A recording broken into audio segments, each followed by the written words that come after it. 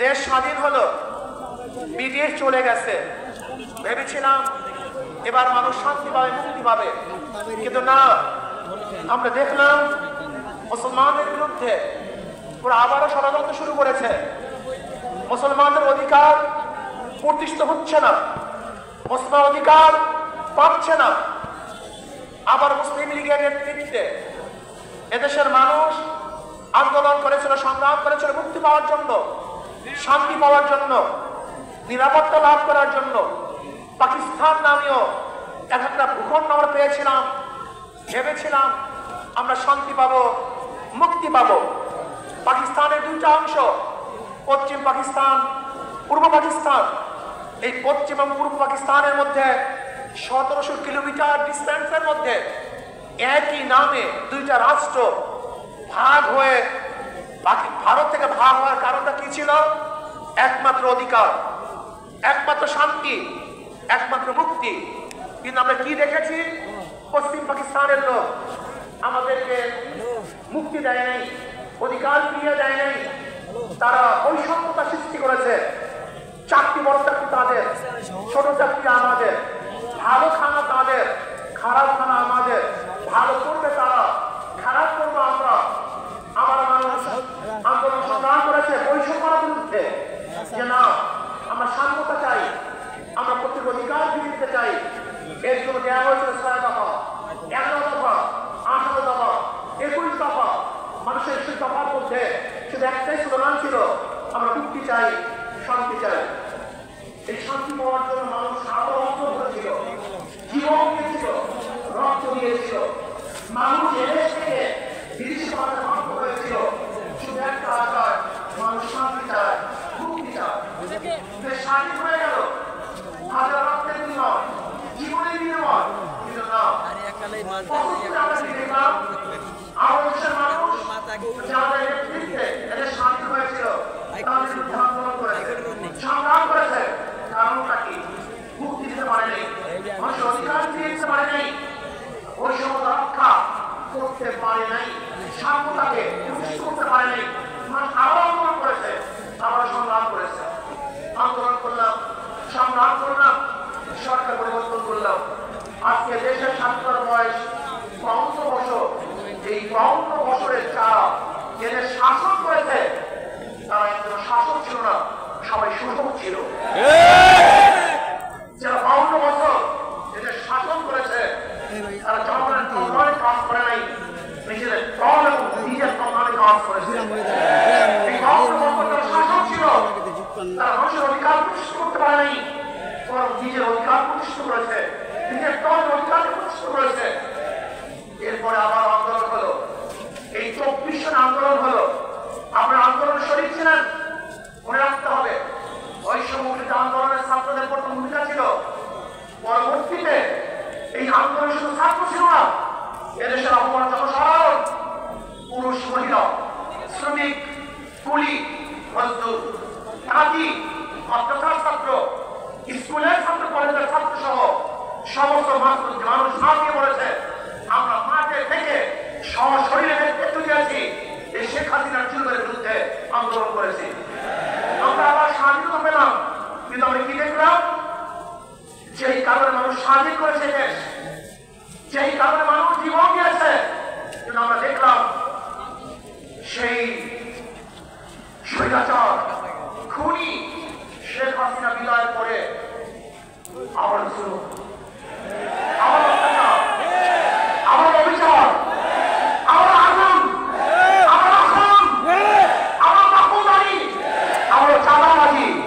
না, এই কারণেই আবু সাইদ রক্ত দেয়নি, এই কারণেই মুক্ত রক্ত দেয়নি, এই কারণে আমাদের হাজারো সংগঠনের ছেলেরা জীবন দেয়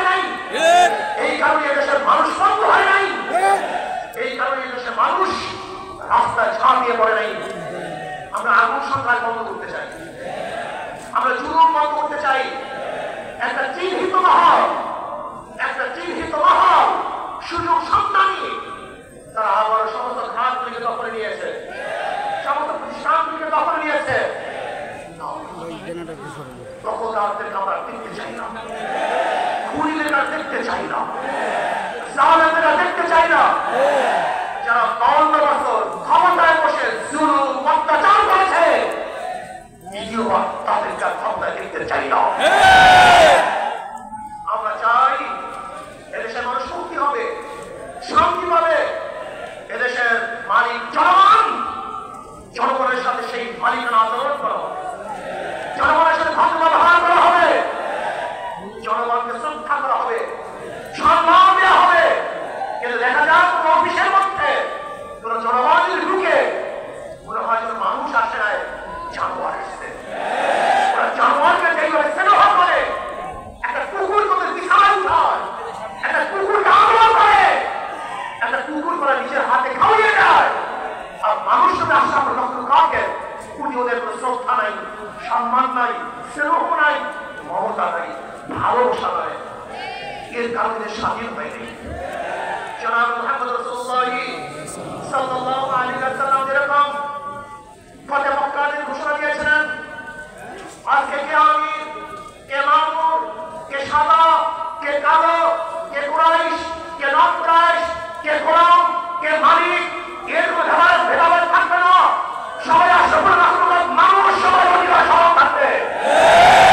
কে দল করে, কে দল করে না, কি আমার দল করে, কি অন্য দল করে, কে কালো আর কে সুন্দর, কে বড়, কে গরিব, কে শিক্ষিত, কে মূর্খ না, এরকম ভেদাভেদ আমরা চাই না। কে মুসলমান, কে হিন্দু, কে খ্রিস্টান, এই ধর্মীয় বৈষম্যতা আমরা চাই না। এদেশের প্রত্যেকটা নাগরিকের অধিকার সমান থাকবে। আমরা সবাই বাংলাদেশী, আমরা সবাই বাংলাদেশের নাগরিক। আর স্বাধীনতা এবং জুলুম নির্যাতনের ব্যাপারে একমাত্র গ্রাম দিতে পারে ইসলাম। ইসলামের বাহিরে কোন নীতি আদর্শ সম্মতি স্থাপন করতে পারে না, মানুষের অধিকারকে ফিরিয়ে দিতে পারে না। তাহলে আসুন, আমাদের কর্ম শেষ নয়, আমাদের কর্ম এখনো অনেক বাকি আছে। সমস্ত মানুষের তারে তারে যেতে হবে, মানুষের সেবায় আমাদের আত্মাকে উৎসর্গ করতে হবে। ইসলামী আন্দোলন বাংলাদেশের প্রত্যেক মানুষের নিয়ত থাকতে হবে। আমরা একজন সেবক, আমরা জালেম নই। আমরা জালেমের বিচার চাই, অবৈধ খুনের বিচার চাই, কিন্তু নিরাপদ লোক যেন কোনো অবস্থাতেই জুলুমের শিকার না হয় সেইভাবেও আমাদের খেয়াল রাখতে হবে। অন্তর্বর্তীকালীন সরকারকে আমরা ধন্যবাদ জ্ঞাপন করতেছি। মানুষ যে আশা, যে গুরুতর আশা নিয়ে রক্ত দিয়েছে, জীবন দিয়েছে, আমরা সেই আশা এবং আকাঙ্ক্ষা বাস্তবায়ন করবেন সেই দিন তাকিয়ে থাকবো। এবং আমি ছাত্র সমাজকে বলবো, অচিরেই আমাদেরকে আবার পড়ার টেবিলে ফিরে যেতে হবে, আমাদেরকে বড় শিক্ষিত হতে হবে, আমাদের নিজেদেরকে করতে হবে। আমরা শুধু বাংলাদেশের নেতৃত্ব দেবো না, গোটা দুনিয়ার নেতৃত্ব এই বাংলাদেশের জনগণ দেবে ইনশাআল্লাহ। আমাকে এবং আমাদের সবাইকে সেই যোগ্যতা সম্পন্ন নেতৃত্ব তৈরি করার, নেতৃত্ব অর্জন করার তৌফিক দান করেন, দেশকে শান্তি রাখেন। আগামী ইসলাম হুকুমত কায়েম হবে সে আশা প্রত্যাশা নিয়ে অপেক্ষায় আছি। আল্লাহ যেন সেটা দেখার তৌফিক দান। যেটা একবার বলেছিলাম, আমরা যেন শেখ হাসিনার পতনের